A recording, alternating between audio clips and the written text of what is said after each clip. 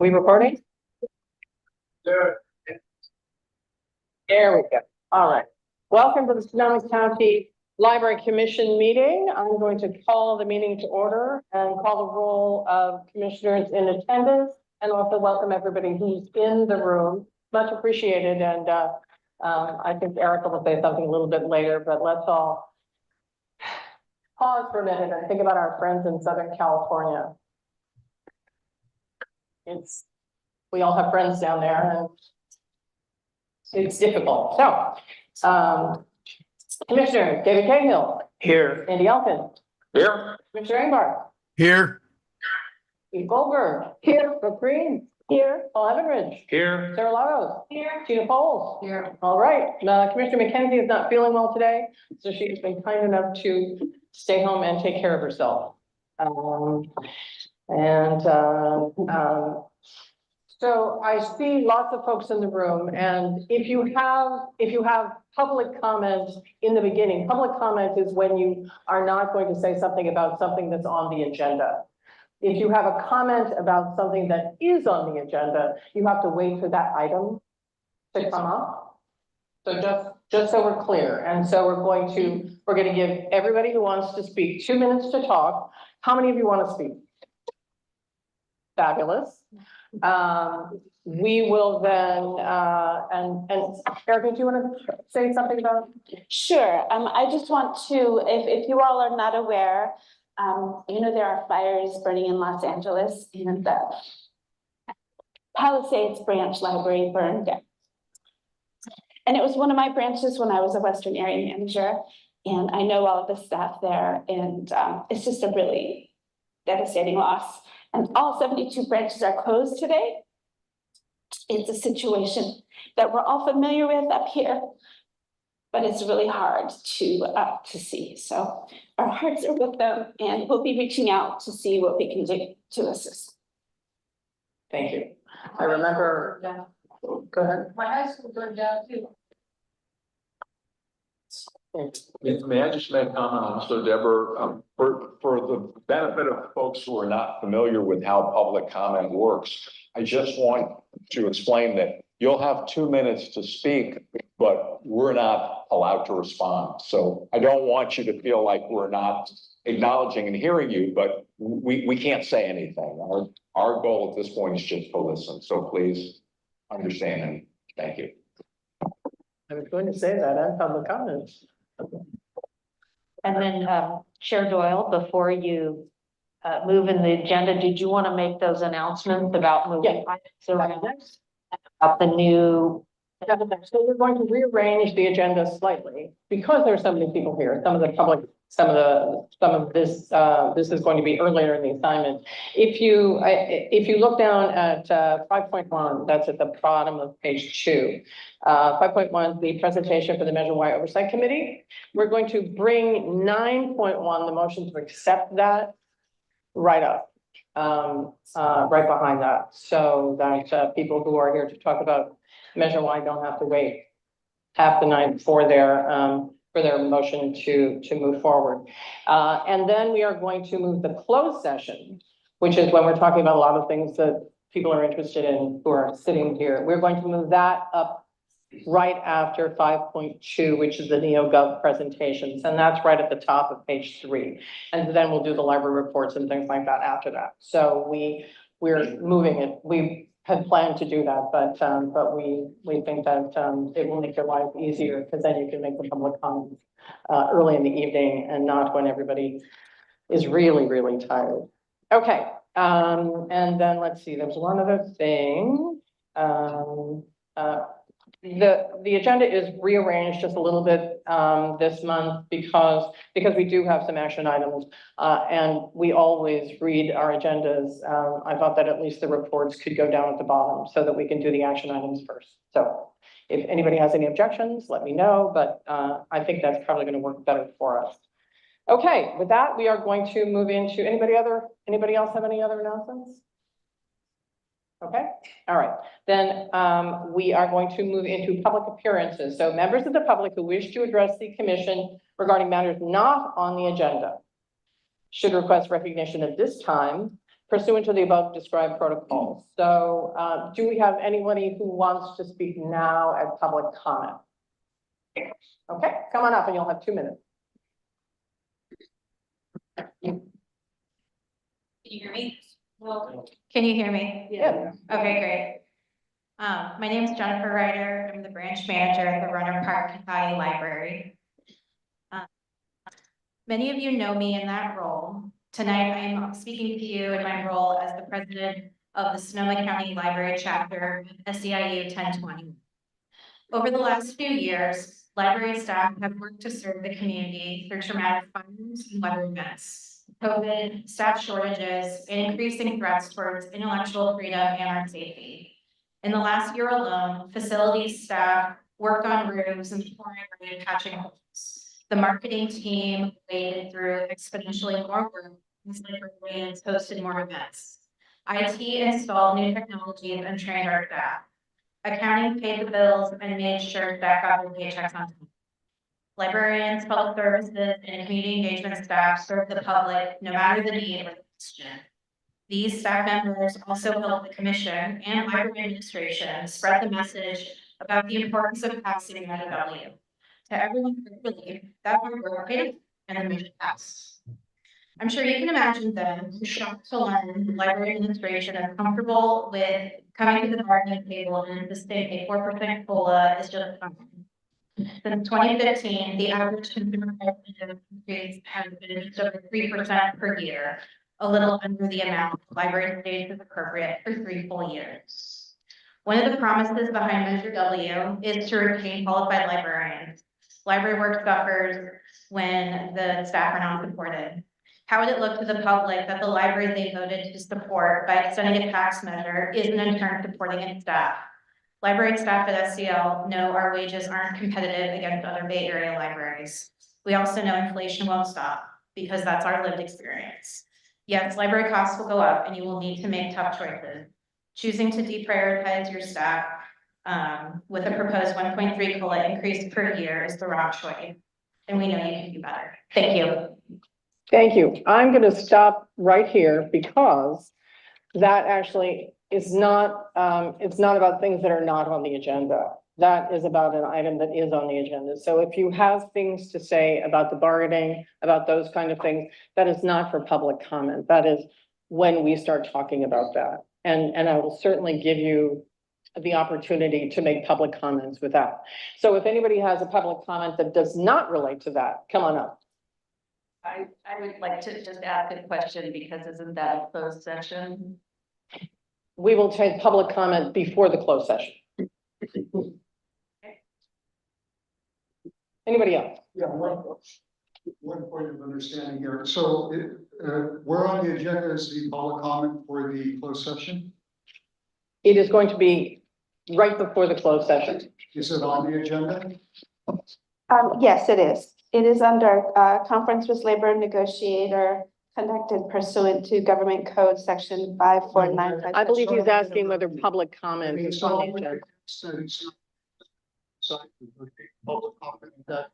We say public comment before every. Advised to consult with them.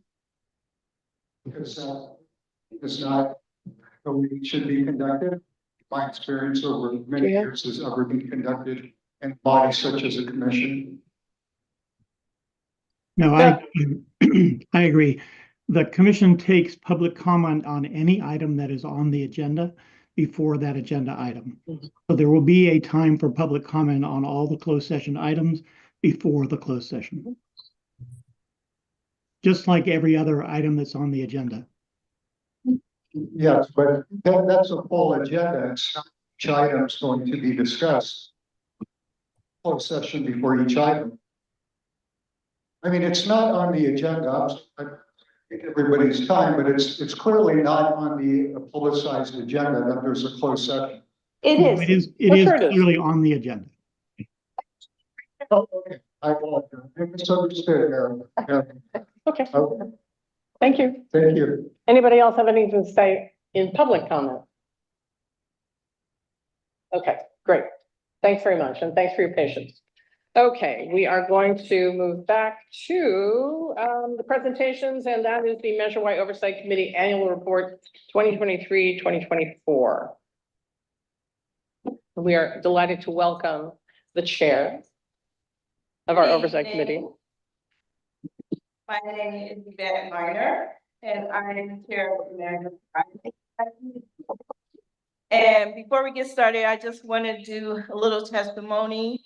I had the privilege of using my library card to do some work. And I did the Finding History Day, and I was one of the participants in tabling that day.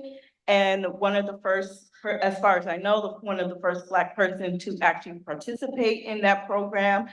And I used all of my library card to do all that research. So because of Measure Y and currently upcoming Measure W, we'll be able to continue to do things like this for free. So I truly appreciate the work that we do in this committee and then what the committee members do in relation to overseeing the money. So thank you for that. Okay. So this is our report for Measure Y Oversight Committee for year 23-24. Next slide. Our agenda is Measure Y goals, library accomplishments, financial summary, conclusions, and Q&A. Next slide. As we all know, our Measure Y helps funds support library collections and programs, improve access to local libraries, maintain agent and library facilities. Next page. Some of the highlights, there was a lot to highlight from the past year, but I really want to focus on the 4.4 million in circulation, which is the greatest in the history of our library system. We had over, give it up. We had over 5,000 events that were scheduled, approximately 135 in attendance. Over 122 was spent in programming. 1.4 million patrons visit our branches. That is a 13.6% increase from prior year. And the investments continue. Over 1.7 million was spent on our collections. Next slide. Some of the supporting library collections and educational programs, events, and services. We have our physical collection that consists of 678,534 total physical items were purchased across 16 locations. We also have the highest, one of the highest of the library system. We're 5th in the state with Libby circulation. And so that is, again, yes, give it up.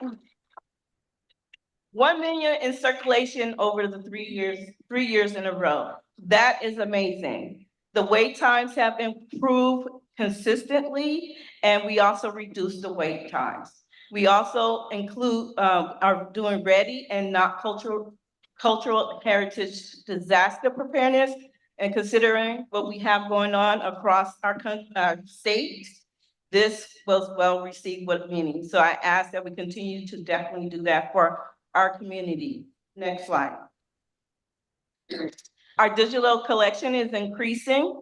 We have 30% increase in ebooks and e-audiobooks, a total ebooks of 538,128. Our download audio material is 340 and 344, and downloadable video, 108,751. And our electronic collection has increased to 128, and we have a diverse content and voices in the collection. Our library is the 6th highest number of borrowed items via Link Plus. That is amazing, y'all. Out of 70 participating libraries as the service grows in popularity. Digital content checkout limit to Libby and Hoopla have increased. We also have our Binge Pass, Hoopla, Pebble Gold, and Palace Project were added to our digital collection. Our staff, yay, give it up for our staff. We have 336 full-time and part-time employees, 113 training sessions were provided to staff at cost over 77,000. An outreach librarian was hired to provide extra help and support story times at our library.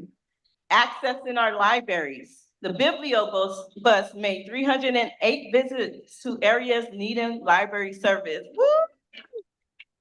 I was one of those patrons as well. This year, we also have 15,800 in attendance.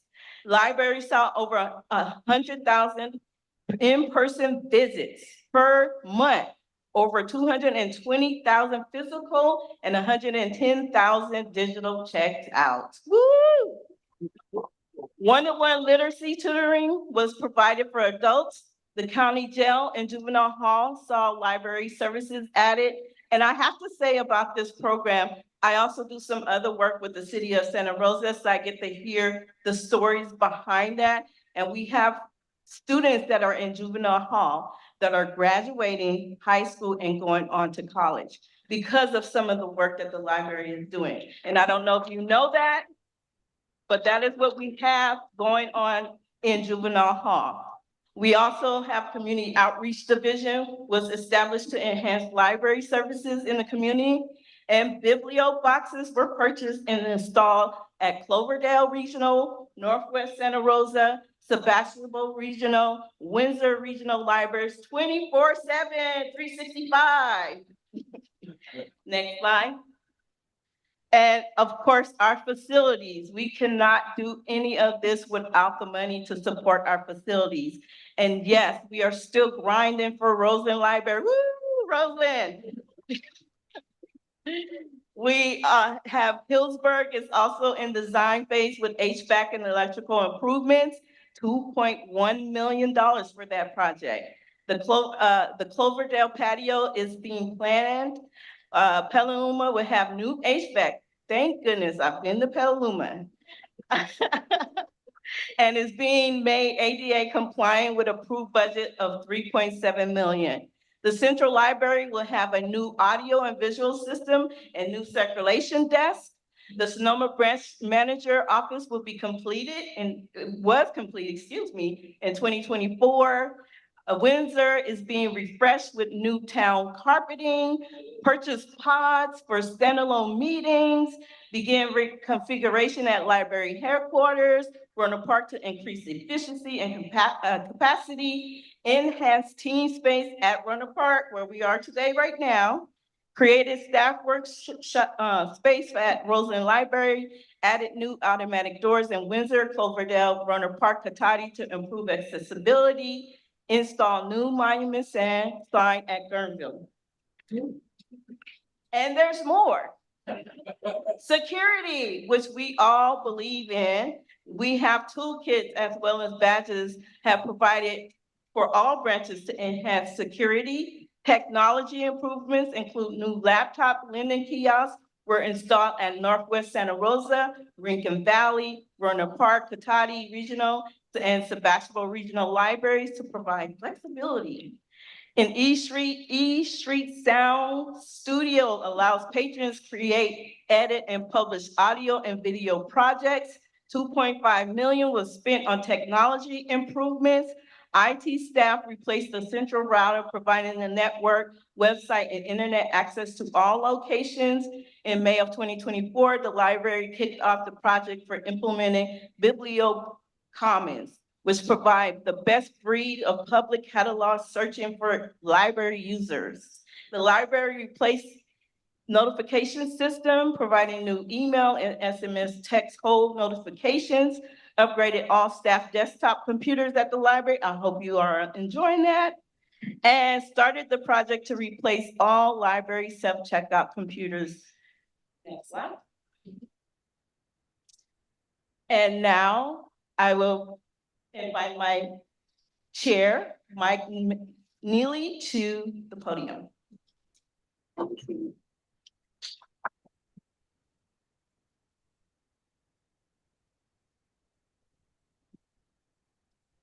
So the financial summary, these are just comments that apply to all of it, and boilerplate stuff.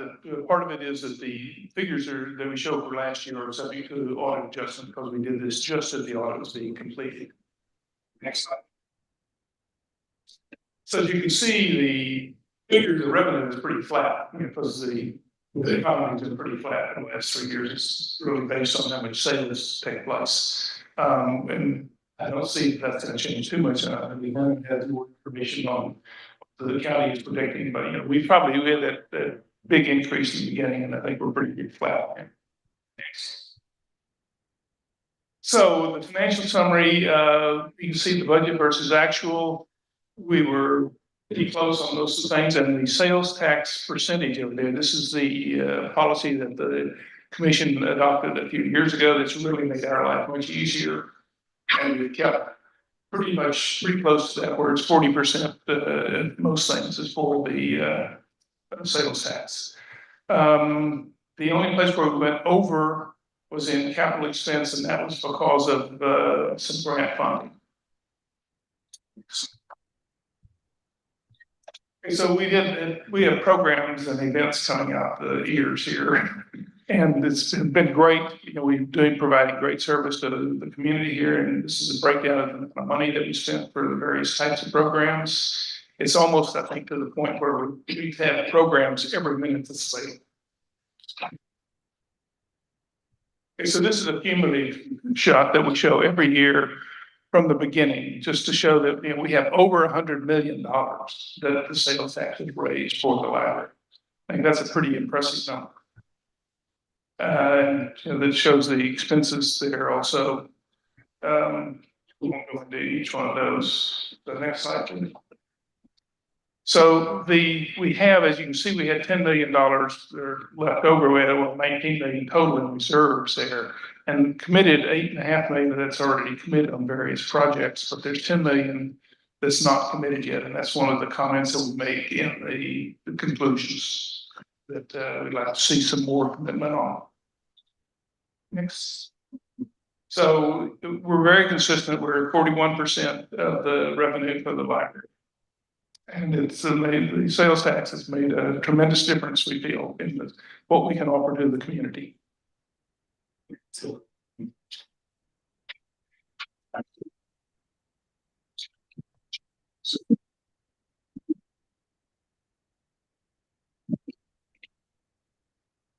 in conclusion, challenges during the fiscal year 23-24, the Sonoma County Library saw sales tax revenue decline due to interest rates and inflation, which caused less spending.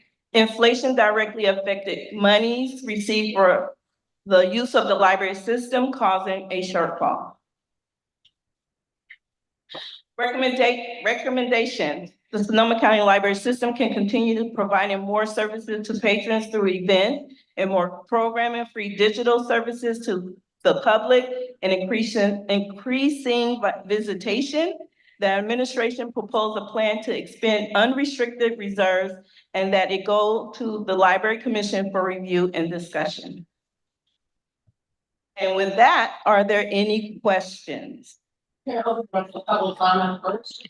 So if anybody has any public comment about this, about the Measure Y Oversight Committee annual report, happy to hear it. Okay, not seeing any hands up. All right, then I'm going to ask the commission. Any questions? Thank you, Yvette, for your lively presentation. Appreciate all you do. And in addition to the locations where you mentioned laptop kiosks, we also have them in Cloverdale now. So they're being used, we appreciate them. Okay, thank you. Anything else? We really appreciate it. Thank you very much.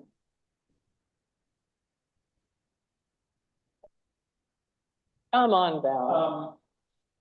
I have seen the comments that Brandon that were kind of negative, dismissing the oversight committee, saying that they didn't want to do anything.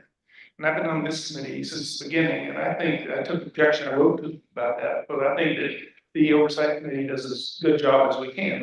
We look at everything very carefully and think it's helpful to all of us. Thank you. We agree, Mike. And I think that the library and the committee have been very careful to stay separate. And we appreciate your dedication. All right, which then leaves us, we're going to bring 9.1, the motion to accept the Measure Y Oversight Committee annual report, to the floor right now. Yes, Commissioner Cahill. I move approval of the motion. All right. All right, we've done that. I've asked for public comment. Then we're going to take a vote. Commissioner Cahill, you are. Yes. Commissioner, Yes. Commissioner Engelhardt, Yes. Commissioner Goldberg, Yes. Mr. Green, Yes. Commissioner Heatheridge, Yes. Mr. Lagos, Yes. Mr. Bowles. Yes. And I'll make it unanimous. That.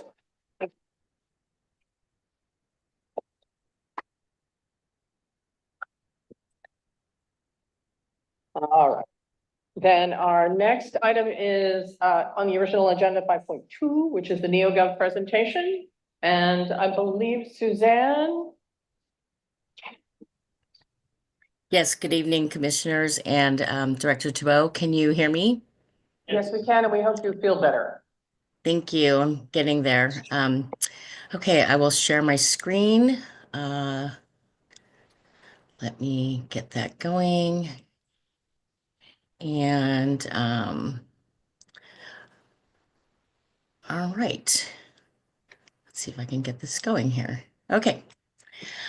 So in September of 2023, the Commission approved the implementation or the contract for NeoGov, which is a platform that streamlines everyday HR processes into one place. The implementation was expected to take 18 months. And so the first phase of that was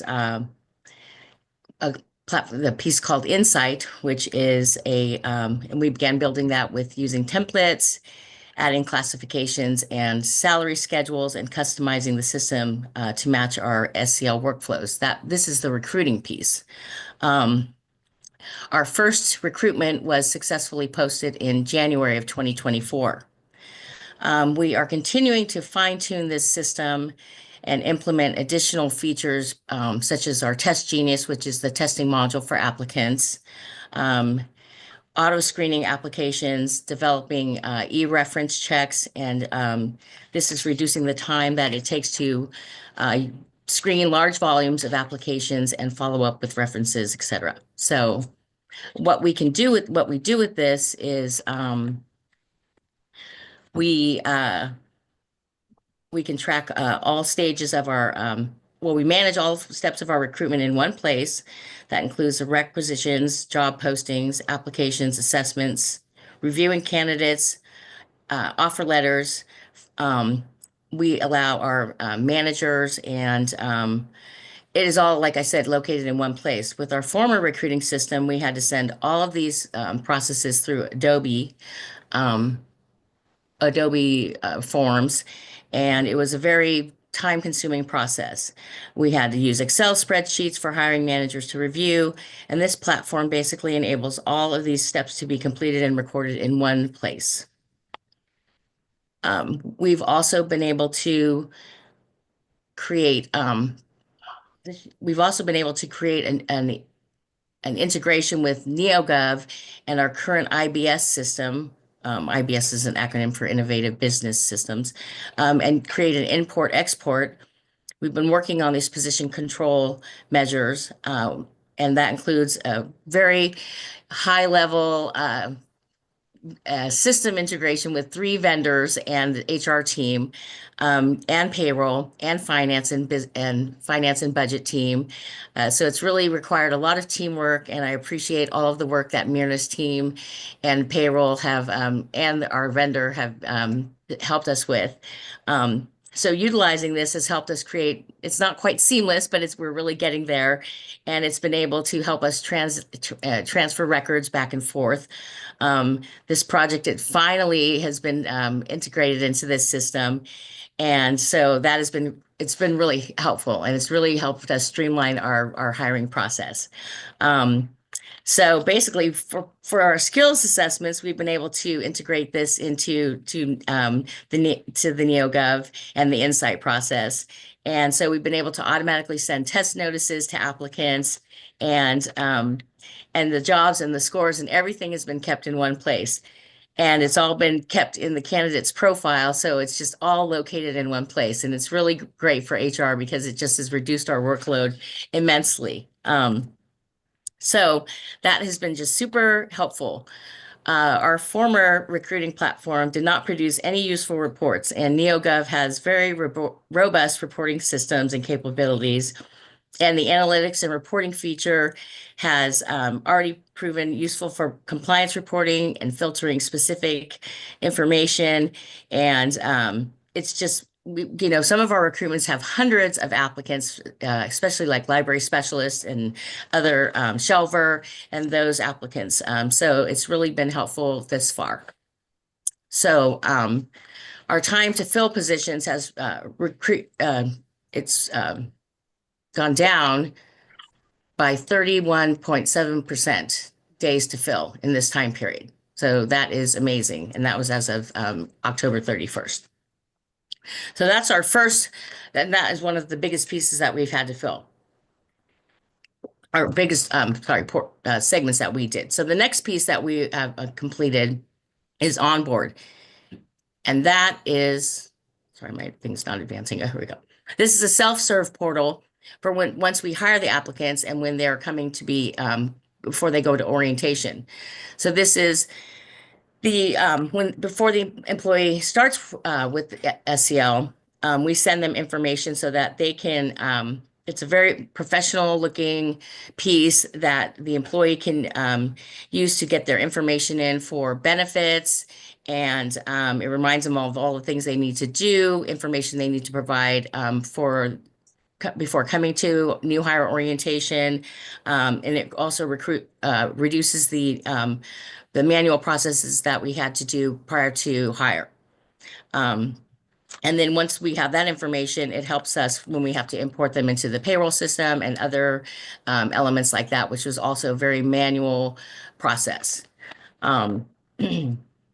So it gives them information and links to our SharePoint, other documents, and other documents where things like our MOU are posted, and handbooks and all of the information that they will need. And so they have all of this information at the ready, and they can start reviewing it prior to their hire, because in our orientation process, it's 1 day of fact-filled information. And if you've ever been to new hire orientation, you know that it can just be a very overwhelming day. And even though it's still an overwhelming day, they have all this information that they can start reviewing prior to their hire. And then they can also go back to it and review it after they're hired, and they already have it when they're on board. So far, we've created 53 e-forms with fillable fields for pre-boarding, onboarding, and also prior to people when they're separating. There's tasks and checklists and all of this information that we've created that is now in this portal. So also when people are getting ready to separate, we have checklists and things that they can create when they are getting ready to, like I said, off board.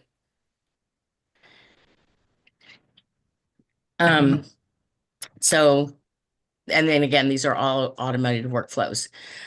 The next portal that we worked with was Learn, which was a very important and also time-consuming process, because it also required integration and areas that we needed to work with, that is creating employee records and transferring records from the current system, creating all of their course records from where we've had from the current IBS system, where we have all of their records from the trainings that they've taken, and importing that so that they could have features and checklists, and knowing where they what the courses that they've taken, and creating that record. And that will also be helpful for when we go into the next module. We just finished the Learn module, and we are actually getting ready to integrate that with the Perform module. and I know that that's the meat that you've all been waiting to hear about, is where are we with our performance evaluation process? And just to tell you, we are just getting ready to go into perform, which is the coup de grace.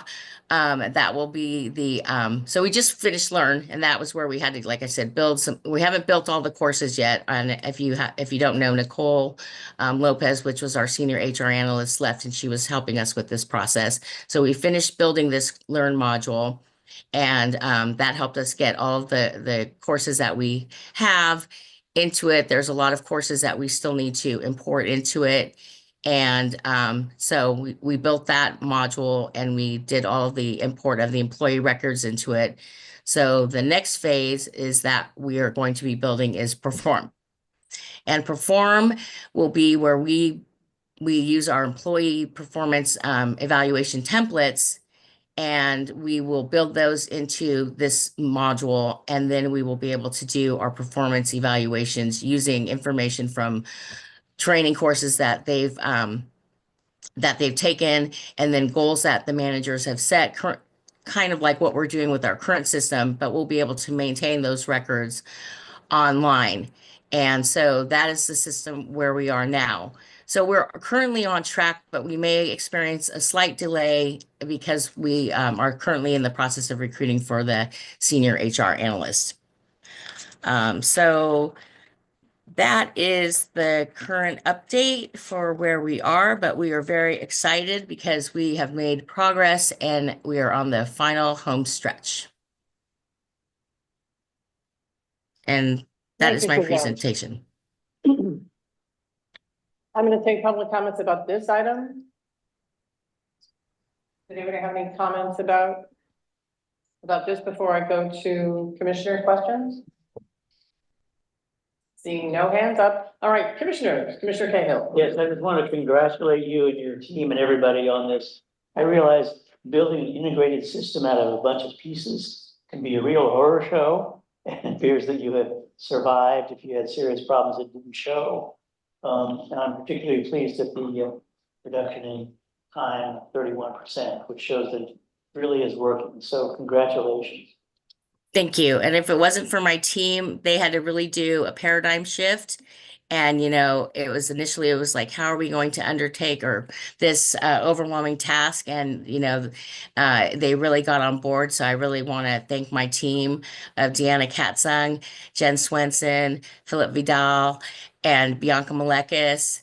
And, you know, hopefully I'm not forgetting any of them. I'm just kind of sitting here just thinking, and it's just been so, you know, and again, the budget and finance team, and just the work that we've all had to do together. And then all of the managers that we've provided training to that have had to help us to, you know, be successful in the recruiting, and they're getting on board. It's just really been a lot. And we are really grateful that this organization is a learning organization, and been so adaptable. You know, I think, you know, I would say pivot. It's a pivot. You know, it was a culture change. So I really am grateful for the help of the organization. So thank you. Thanks, Suzanne. Andy. Hey, Suzanne, it's Andy Elkin. Thanks very much for the update. Really appreciate it, and glad to hear about the progress. I had a question specifically about the Learn module. You indicated that you're able to import existing courses from the current system, and that NeoGov itself offers more than 1,300 video training courses. What's your assessment of those 1,300? I mean, I realize you can't give a report on each one individual, but overall, how would you characterize the quality of the courses that were contained in the program? Sure. So the interesting thing is that HR has been so involved in doing so much training on our own processes and procedures that we haven't been able to do so much of a deep dive on a lot of their trainings. But I will say that one of the slight challenges that I will be looking into in more detail is the interesting navigation, and this is like totally technical, so I won't get too into the weeds here, is how you import some of the trainings that are not that are not their trainings, is that it's a process that has to be intricately navigated. So if we're not using their trainings, recording our trainings is a little bit difficult. So their trainings they're very high level. So if we want to make them our trainings, that would be, some of them are difficult to import, but we can provide links to other trainings. So that's going to take a little bit of juxtaposing, but the good news is the ability to record and maintain records for our own training. So we haven't had we've been so busy getting the processes in and getting our records in that we haven't spent a whole lot of time in doing the evaluation of that. But I think that's one of the things that I hope to be able to sit down with our own IT folks and managers, and maybe having them do a little bit of helping us with the deep dive, because there are so many trainings that now that we have the catalogs and everything available to us, that I might enlist some of the assistance of some of our managers, because there are a lot of soft skills and things that we do need training on. And since they're at the ready and available to us, I think that we can, enlist the help of them to say, hey, you need a course on this, evaluate it for us. So. Well, I understand it's a long process, but I personally would be very interested in if you could come back to us with more information about the caliber of those programs, if in fact they're going to be useful, or if it's just a selling point and really, you mostly had to rely on things that were developed internally. Happy to do that, because anything that we can use to assist us is definitely something that we don't have to do. Thank you, Other questions? Commissioner. Other questions from the commission? I've got a couple, Suzanne. I was in the executive recruiting business for a while, so I will try not to dive into the deep past, but I was wondering what kind of reports, you said that you have already gotten some useful reports from Learn. What kinds of reports would that be? Not so much from Learn, but from the recruiting, the recruiting modules. We just finished we just got the sign off on Learn. So it was the insight that we've gotten the analytics for the time to fill, and the just the other metrics that you use for HR in terms of time to fill and placements and applicant tracking and things like that. So those other just like I said, the other time to fill and placements and where the sourcings are and things like that. So I can get back to you on those as well too. I didn't bring all of that information with me, but I will be happy to provide you with an update on that as well. Sure. Following up on Commissioner Elkin's question about the video learning or the video training, do you include things from the California Library Association or the Public Library Association or things like that? Or is that a completely separate kind of training and video use through the department? So no, because the stuff the trainings that we acquired through through NeoGov are basically the catalog that we purchased with NeoGov. So we can provide links that it's like SCORN files. So I don't know how deep you go into, training. We can create files and upload them in there. But if we want to do different types of trainings, we have to modify them a little bit ourselves. So Nicole was kind of the expert on this. And like I said, I don't know if you are aware that she left the library a couple of weeks ago. So that's one of the things that we'll be seeking expertise on in our current recruitment. So. But just as a title for a video that would be one of those 1,300, what kind of video do the new employees look at? Oh, in our current like new employees, like harassment prevention, workplace violence, those are the kind of the new ones. But so far we don't have any. The other trainings that we do for the employees that are library specific and as part of our orientation are done by the department specific groups themselves, like adult services or children's services. But that is definitely something that we want to bring more into our orientations for sure. Okay, thank you. Yeah. Thank you. Thank We look you. forward to hearing hearing more about it in the future. Anything we can do to any- streamline our processes, though, will make it, we're always more streamlining, the better. Yes, thank you. Thank you. Okay, then we appreciate you signing in and talking to us, and we hope you feel better. And with that, we are going to move into the closed session. So before we do the closed session, we are going to open it up to public comment, and you've got 2 minutes. And we appreciate your patience, and we will take it under advisement as we have this conversation. So you can just step up. There you go. And you don't have to introduce yourselves, you don't, but we'd be delighted if you did. We'd love to introduce ourselves. There we go. So my name is Brianna and I work in outreach. I'm an outreach librarian and I drive the Bibliobus. But I'm actually reading a letter from another employee today. And it's from John Kutzner, who's been filling in as branch manager in Sebastopol and had to stay until the end of the day and thought he wouldn't make it for this part. So, dear Honorable Sonoma County Library Commissioner, I am writing regarding a fair contract and compensation for the represented employees of the Sonoma County Library System.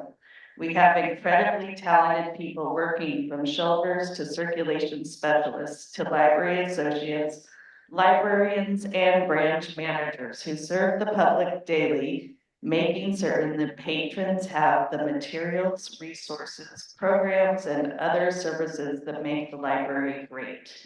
Then there are the unsung heroes of cataloging interlibrary loans, delivery drivers, program support, graphics, facilities, IT, and all the other areas that support what goes on daily at the branches. My questions are, how do you reconcile the lofty goals of the reimagining plan with the lack of compensation or social justice for the workers who make Sonoma County Library operate daily with excellent services 7 days a week? How can we not pay a Sonoma County living wage for shelvers, but compensate our upper management as richly as the governor of California? How can we expect morale not to be hurt by the current insult of a pay raise for the dedication to that vision that the employees hold for all members of our communities if the library does not believe in that vision through its actions towards its employees? Let's make this statement true in 2025. Let's do this. Foster racial equity, social justice, and inclusion for everyone by beginning with the basics, compensation. Thank you.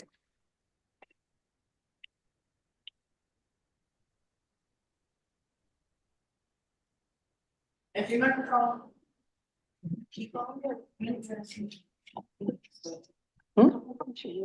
Good evening and thank you. My name is Amy Dynkamp. I'm a librarian in Petaluma and I'm here to read a statement from Serena Makovsky, who is a librarian at Roseland.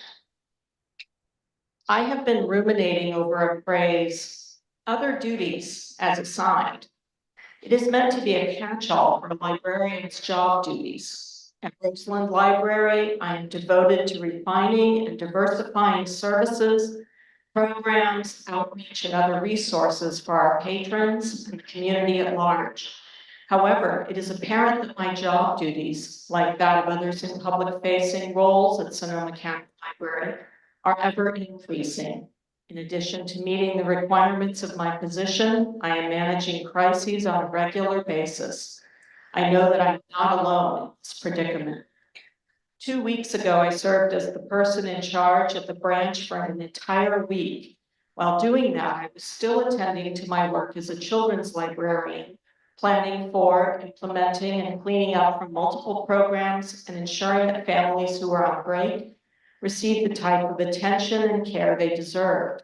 Yet I also found myself as the only permanent staff member at the branch on some of these days, with extra help thankfully there to support, but not able to handle more complicated or tricky situations. One day while I was the person in charge, as well as hosting 2 programs, a patron in the men's bathroom became angry and aggressive. He screamed at me for 25 minutes in front of all the families in the library, Ultimately, a patron called the police while the extra help staff called in response. What is crystal clear to me is that public-facing staff are undervalued at Sonoma County Library. Management proposes funding administration over public-facing roles, all while staff at the branches handle increasingly dangerous situations. I urge Sonoma County Library to prioritize the safety, stability, and well-being of Sonoma County Library patrons and public staff by following the example of other public library systems and investing where it matters in the libraries and their workers. Thank you.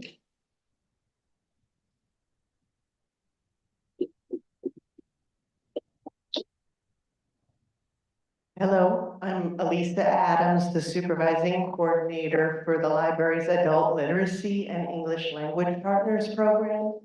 And I have the pleasure of reading a statement from a librarian who submitted this anonymously, who shares, "I'm reaching out because I won't be able to go to the meeting. I would like to share some things about my experience trying to make ends meet living in Sonoma County.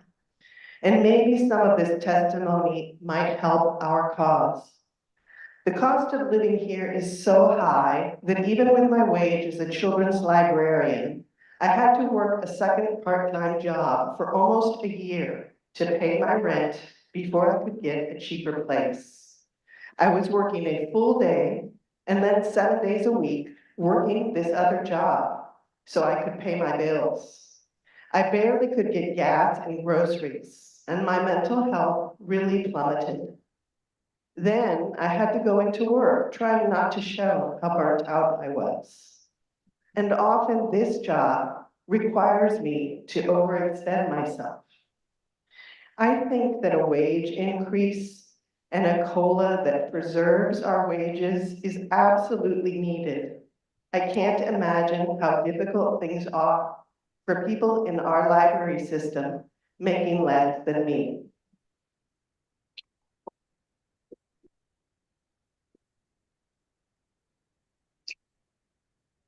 Hi, I'm Jeremy Hancock, Michelle Petaluma. Been doing that for about 3 years. It's a job I'm good at and it's a job I enjoy. It's a good thing I enjoy it because the pay is abysmal. We make as shelvers $18 an hour, that's 1% over minimum wage, and it's 33% what MIT calls a living wage for Sonoma County. We're being offered an average 1.3% increase a year over the next 4 years, and that's less than half of the rate of inflation. We're already underwater and we're being thrown away. We shelvers deserve a substantial increase. We're at the bottom of the heap, and the work we do is fundamental to the library's operation. When materials are shelved well, the benefits are enormous. Pull lists are completed quickly, lost items are reduced, and patron satisfaction is increased. When materials are shelved well, the library is tidier and browsing is a breeze. When they aren't, well, perhaps some shelvers are merely acting their wage.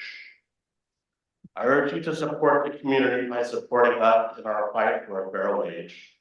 Please remind the negotiating team that, in the words of the Sonoma County Living Wage Ordinance, public expenditures should be spent to set a community economic standard that permits workers to live above the poverty level, and that the use of county funds to provide living wage jobs will decrease poverty, increase consumer income, invigorate neighborhood businesses, and reduce the need for taxpayer-funded service programs. And that's for everyone in the county, not just library workers. You've got the power to make a difference. I hope you choose to do that. Thank you.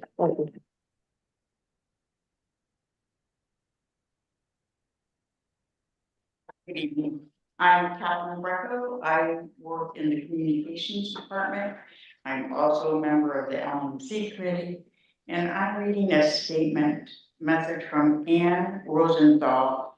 She's a specialist part-time.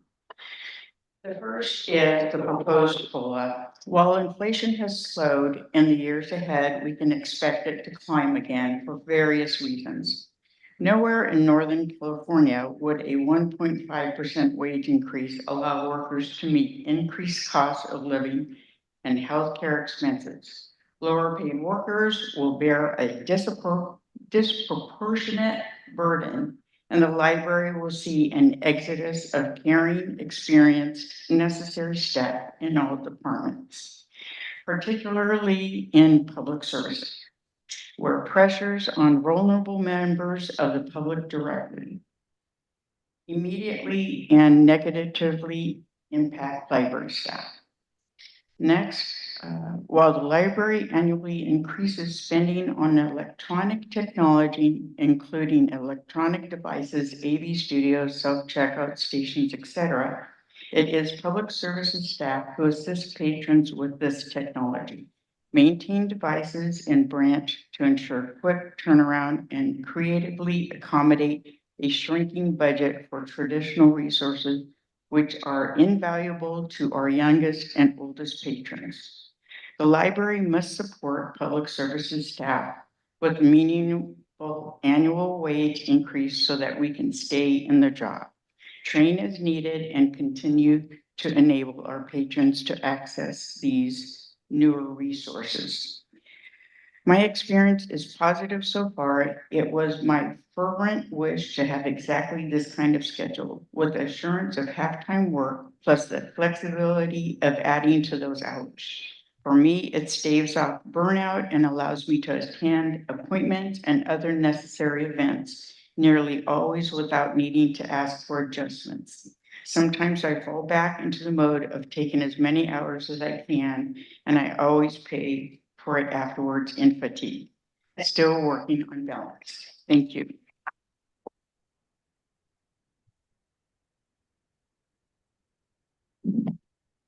Hi, my name is Jessica Rasmussen, and I'm the events coordinator for team services at HQ.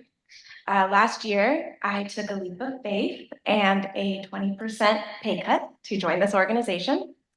I thought that it would be worth it to be somewhere that aligned with my values, and I was right. I have a wonderful sense of purpose, well-being, and belonging here. But I am very concerned about my financial future.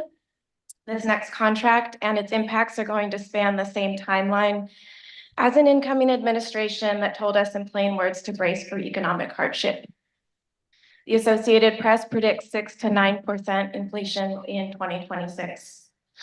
I wonder how at this juncture, the library could suggest going backwards from the baseline 4% cost of living adjustment that's in place now.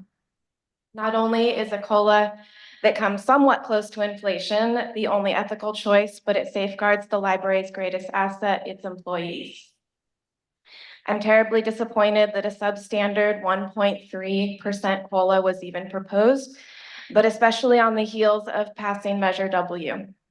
The library explicitly told voters that Measure W funding was critical to keeping qualified librarians and staff. Keeping qualified librarians and staff means simply competitive living wages and COLAs. It will be very misleading now to do otherwise with taxpayer money. Qualified librarians and staff are who facilitate patrons' experiences, and that's the crux of this organization. The very first line of our vision statement reads, "Sonoma County Library is the heart of our community." Upholding that ideal is not an abstraction. It's public service, and there is no public service without healthy, secure public servants. The hard work of building a stronger community, quite literally the library's mission, starts and ends with actual people, with staff who feel valued. And we do not feel valued by a 1% cost of living adjustment. 1 is the closest number to 0.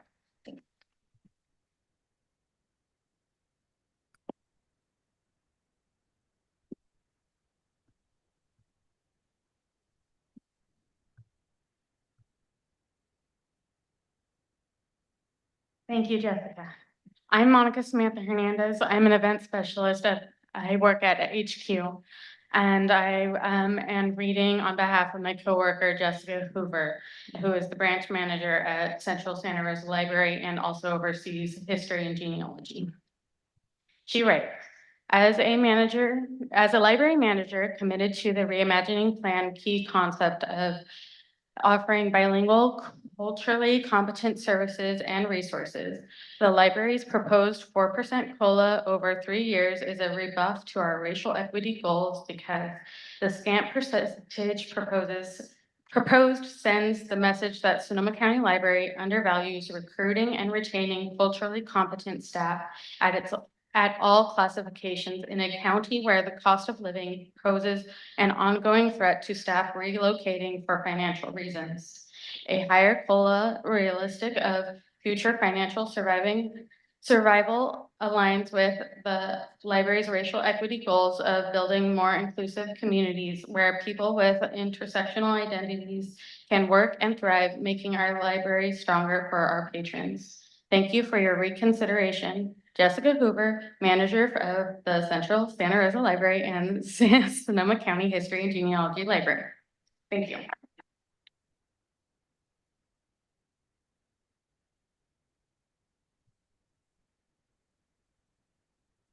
I want to stand in line. Yeah. Hello, Commissioners. John Haupt. You all know me most likely as branch manager of the Gettysburg Regional Library since 2015. I'm speaking to you tonight as the Vice President of SEL Chapter SEIU 1021. Each time we come together to write a new MOU, we bring forth new ideas and a new sense of direction. We have all enjoyed a positive and convivial union library relationship for several years. This year, the passage of Measure W calls for celebration. Although the measure provides no new revenue stream, there is some direct financial savings and on a holistic level, significant savings of time and energy. It's an exciting time for our organization. That said, this is a community that is struggling with changes in our political and economic environment. Ballooning costs impact our lives. I see staff struggling to make ends meet despite their high quality jobs. I see them struggling to maintain their mental and physical health, trying to keep their heads above water as they face extremely low levels of leave. All of them care deeply about improving lives in the community, but this year we need reassurance that the library will provide sufficient compensation to keep up. The reality of this moment, locally to worldwide, feels different. Back before the passage of Measure Y, the pandemic, inflation, all of what we've had, we had cost of living adjustments at a low 1% or even less, but we've just accomplished something big and exciting. This year, a low offer feels like a lowball offer, disrespectful and damaging. We need to come to a swift agreement in order to maintain our positive relationship. Let the negotiators agree on compensation that will help keep everyone above water. In this time of excitement and good cheer over the election results, may we bargain in good faith and come to an agreement to the benefit of all.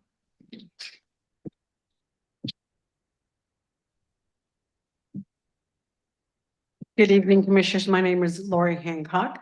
I am a retired branch manager of 3 branches for the Solano County Library System. I retired in 2020 and I didn't think I would be involved in anything to do with library unions again. SEIU 10-1 was my union. So I have some deep feelings. Tonight I'm here to read a letter from one of the librarians that work in this county that could not be here. Her name is Vicki Chavez. She's a librarian at the Windsor Library. I respectfully request that in lieu of the 4% increase over the course of the next 3 years in the financial proposal put forth by the library, that you consider raising the percentage to a more reasonable amount in order to mitigate the current and projected annual inflation rate and the high cost of living here in Sonoma County. By doing this, the library would demonstrate that they understand the burden that rising costs of food, rent, and energy have on all of us, and that they respect the needs of their employees. Thank you, Vicki Chavez.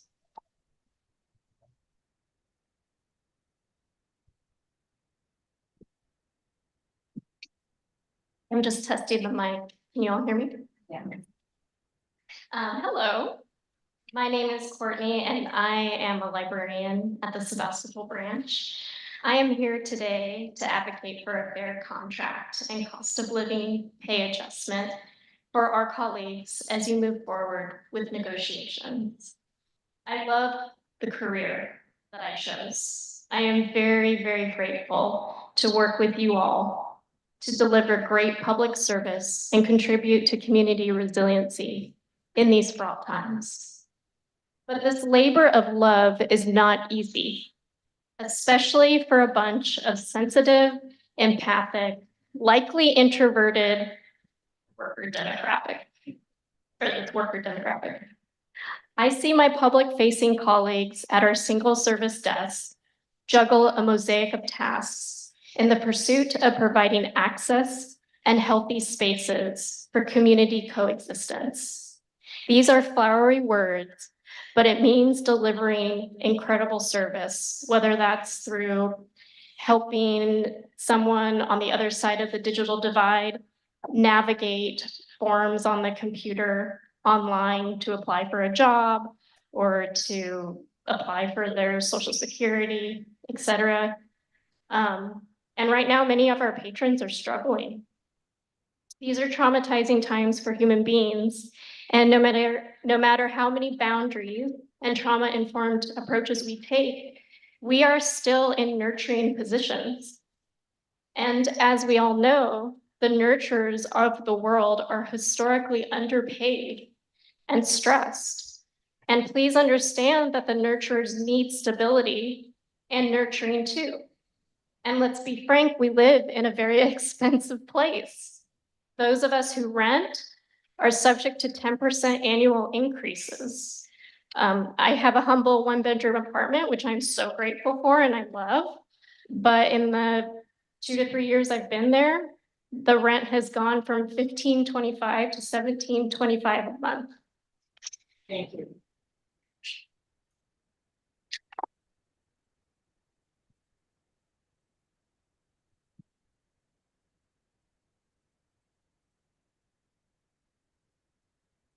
There. My name is Mary Carter. I am a library specialist at the Petaluma branch. Having a job where I feel valued and respected is really important to me. Ever since I started working for the Sonoma County Library, I've been impressed by how well SCL treats its staff and its patrons. As the front line to the public, the SCL staff are one of the most loved parts of our library system.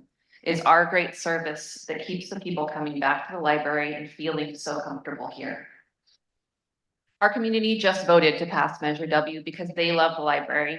They feel emotionally invested in our success and wanted to show it by investing in our success financially as well. But our patrons don't just love the books and services we provide, it is also the people who help them with kindness and caring when they are in our branches that they love. Many of those people, including me, recently used our vacation time and our days off to volunteer to wave signs, knock on doors, make phone calls, pass out flyers, post to social media sites, write to the newspapers, and talk to all our friends and family to make sure Measure W would pass, which it did, and to keep this wonderful library system funded and running smoothly. Now we are asking that the library commissioners and administrators consider our very hard work every day in library branches and our hard work to make sure that Measure W passed as you work with the contract negotiators to make decisions about what offer you will make for our future staff pay increases. The current pay increase offer is insufficient and feels disrespectful to us. Living in Sonoma County is super expensive, and the amount of work and care that we put out every day to make SCL great deserves a more respectful offer. Please do what you can to deliver us a better offer that reflects the appreciation for our hard work that we deserve. Thank you.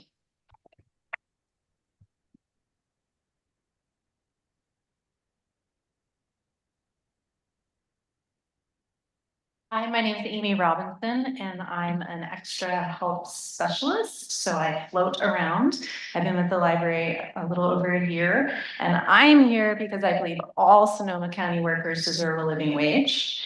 I'm also here to read a statement from Karen On. My name is Karen On, and I have worked for Sonoma County Library for a little under 2 years. I started out as extra help circulation and currently work as part-time library associate at History and Genealogy. I sub at various branches as well. Libraries have been a source of joy and respite for me throughout my life, and I felt proud and happy to contribute to such a vibrant and robust library system. That is, I was proud and happy until I heard about this insultingly low cost of living wage increase proffered to staff by library administration. As library staff, our job duties have increased exponentially, far beyond the library's mission statement of bringing information, ideas, and people together to build a stronger community. Not only are we connecting and working with the public every day, we are oftentimes subjected to abuse, aggression, and hatred. We deal with people and problems that larger government agencies and society would very much like to ignore. However, despite these travails, we remain steadfastly committed to serving all members of Sonoma County with dignity and respect. We ask that administration demonstrate the same level of humanity to its frontline workers.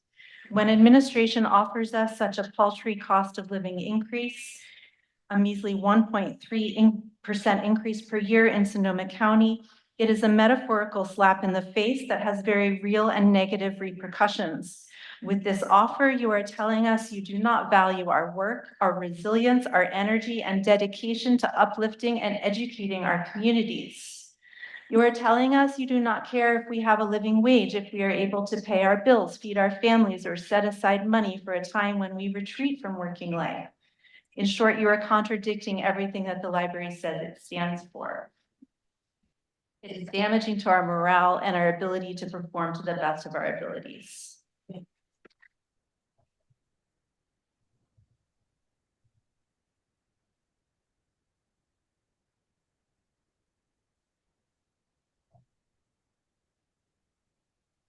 And do stand in line if you want to say something. Hello. I do not work for the library.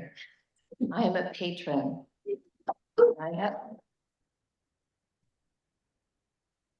I am also a voter. And I have to say that at best, this is bad optics.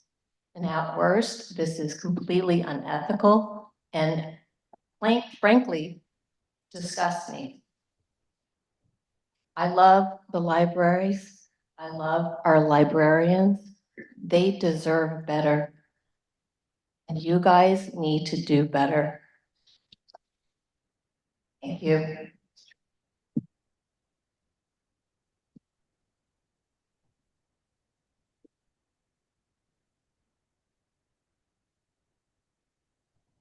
Thank you all very much for coming out. Really appreciate it.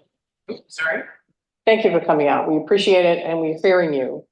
And with that, we are going to move into closed session. Thank you.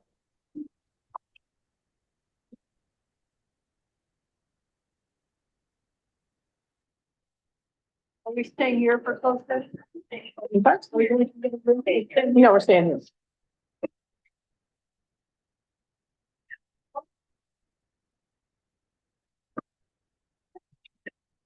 Thanks, John.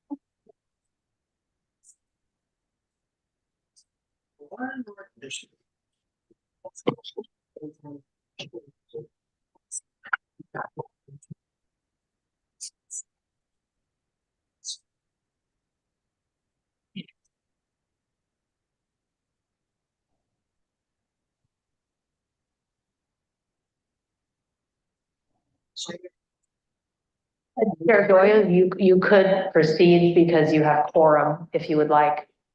Are we recording? Go for it. I second it, just. All right, so we are going to, we've come back from the closed session and there was no action taken during that closed session. So that brings us up to library reports.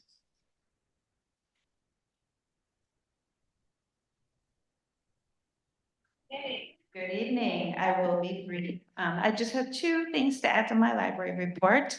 The first thing is that on Friday, we're having a little ceremony at the Windsor Library to celebrate reopening. Is it Thursday? Thursday. Thursday at 10 a.m. tomorrow at the Windsor branch. If you could be there, please do. The other thing that I want to mention is in my my outreach activities, Chair Doyle and I met with State Senator Pro Tem McGuire to discuss the California Library Services Act funding.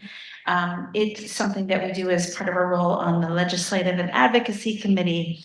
As you know, this year, the state cut our CALSA funds by 50%. We are not going to see that money back this year, but we are hopeful that we will get it back next year. And with the governor's announcement that they think a rosier economic picture is in our future, we hope we will get those funds back. I did get the bill this year. We use our funds for delivery between Lake County and Mendocino County, and I got the bill, and it's $26,000, which is, twice as much as we usually pay.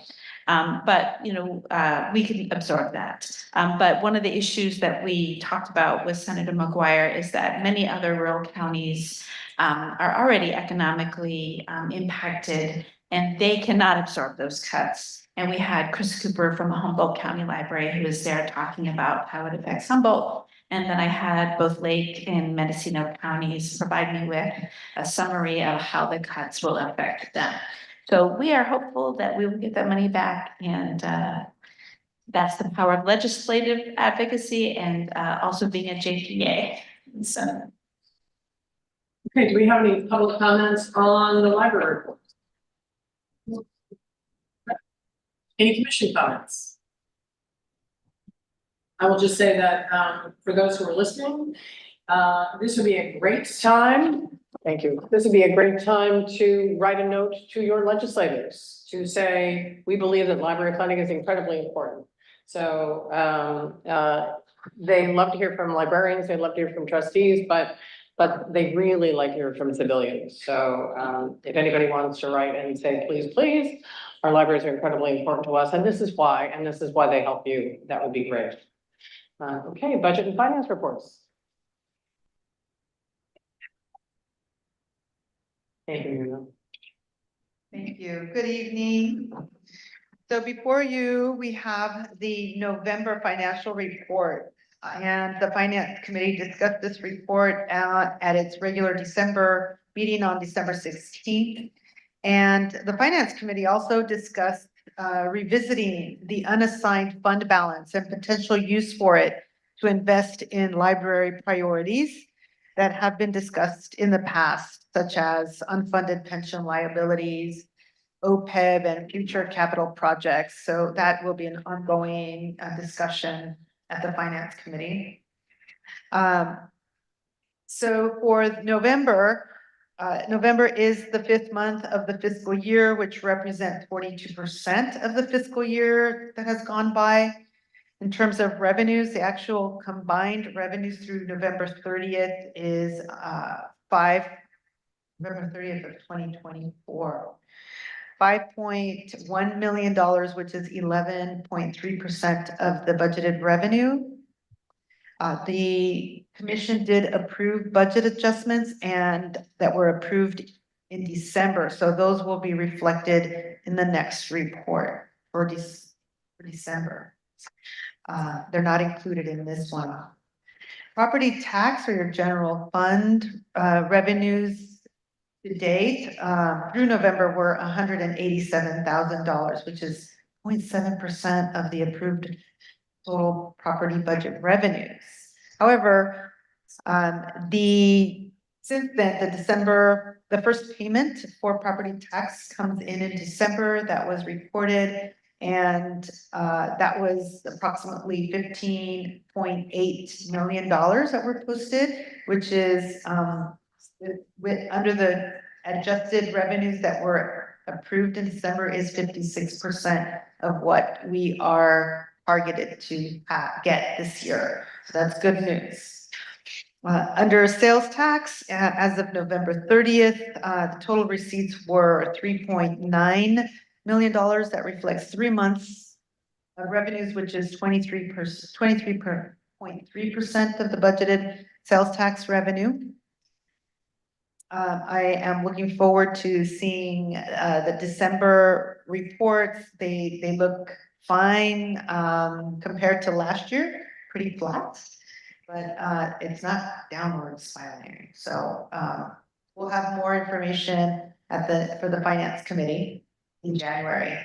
Other revenues total $1 million approximately, or 84.5%, and this is driven mainly by interest earned on cash. Expenditures total were 18.6% or 36.5% of the budget. Again, that does not reflect the budget adjustments in this report. Cash balances through November, property tax is 9.9 million, sales tax is 18.5 million, and the restricted cash is 5.2 million. Fund balance, the statement, this again is as of November. The commission did approve the audit for fiscal year 24 in December. So those figures from the audit will be reflected in the next report as well. And property tax fund balance as of November is 12.2 million, sales tax 8.6 million. And that, thanks very much. I don't think we have any members of the public, so any questions from the commissioners? Thanks very much for your always thorough report. We appreciate it. And then we are going to move to, I don't think we don't have any library advisory board members or foundation members who are friends of the library. Do we have? We don't have. Okay, Craig's in here. And so then we will move on to the consent calendar. Do I have a motion to approve the consent calendar? To approve. There we go. There we go. All right, then I'm going to call the roll and.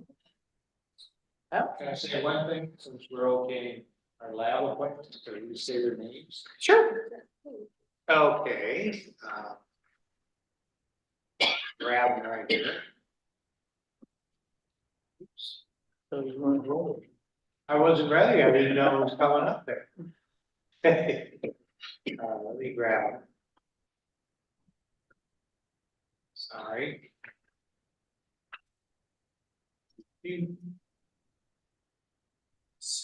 We're trying to get out of here.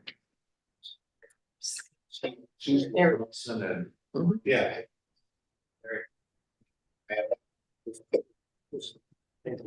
Yeah, okay, Susan Thompson, is going to be our regular adult appointment, and Maria Lake is going to be both, Susan doesn't have it out here, but Susan's, got an MLS, and it's been a long time. She's a great addition. And, Maria has been working with members, including Michelle. So she's very interested. She works in the library. So she works for the library, but she's going to be on the lab? No, she doesn't. She volunteers. Okay, sorry. Volunteering. There we go. Well, since we're gonna do that, I'll put in the record that Susan Knight has been appointed to the Measure Y Oversight Committee. I mean, yes. Down there somewhere. Okay, so we will take the roll. Commissioner Cahill. Yes. Commissioner Elkin. Yes. Commissioner Engelhardt. Yes. Goldberg. Yes. Commissioner Green. Yes. Commissioner Heavenridge. Yes. Mr. Lagos. Mr. Bowles. Yes. I will make it unanimous. All right. We are now moving down to, wait. I report 9.2, which is the reclassification of the full-time employee library associate at Northwest Santa Rosa Regional Library.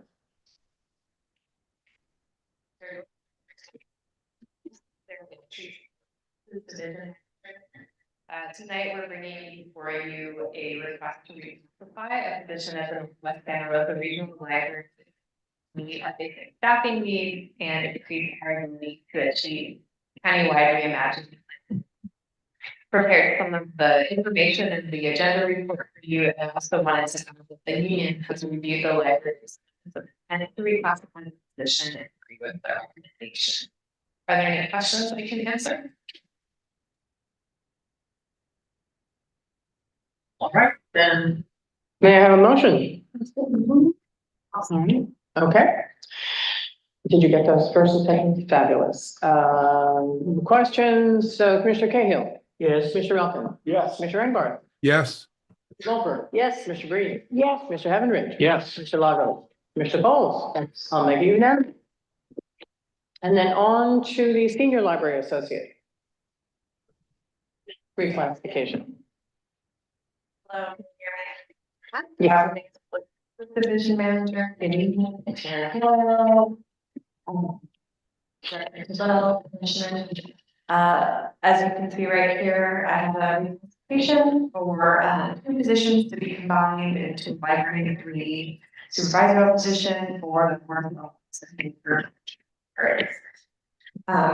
priority, the branch manager currently receives 3 different applications right now. And this position will be supervisor position or on, so. It also went to the union as well, and they approved of it. Any questions? Do I have a motion? I'll say. Okay, Sarah and Paul. Commissioner Cahill. Yes. Commissioner Elkin. Yes. Commissioner Engelhardt. Yes. Commissioner Goldberg. Yes. Commissioner Green. Yes. Commissioner Heavenridge. Yes. Commissioner Lagos. Yep. Commissioner Poles. Yes. I'll make it unanimous. Wonderful. Okay, there's no discussion of the 10. We've done closed session. Commissioner reports. Does anyone have anything to add to their commissioner reports? Any questions? All right. Committee and liaison reports. Does anybody have anything to add to their such reports? Any questions? Any comments? All right.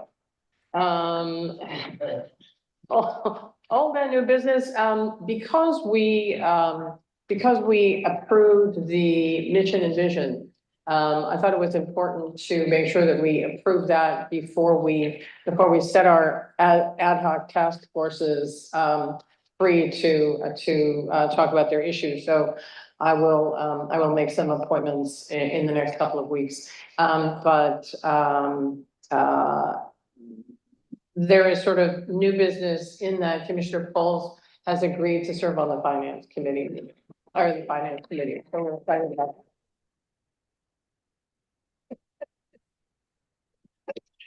that.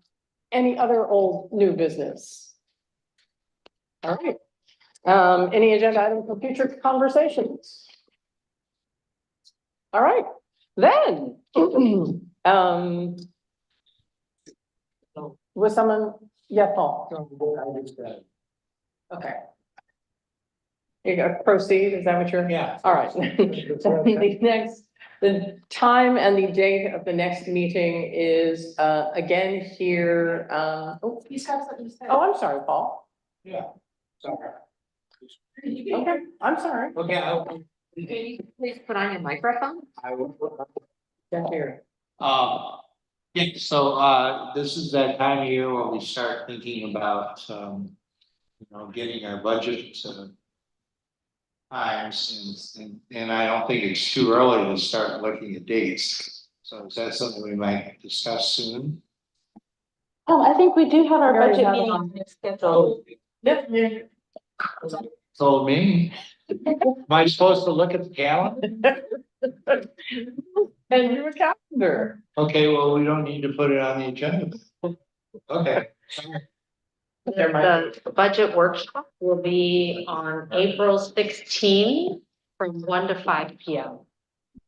Thank you. Thank you, Paul. And as long as you've extended something, would anybody object if we met, we've talked about meeting either in Santa Rosa or here but we have also met at the headquarters, and I was wondering if people would have a major objection if we met. We can vote on it next time, but are there objections to meeting occasionally at headquarters? Okay, great, thank you. Then with that, we will adjourn and we can assume. I thought the reason he's here when he's here. No, it was about. Oh.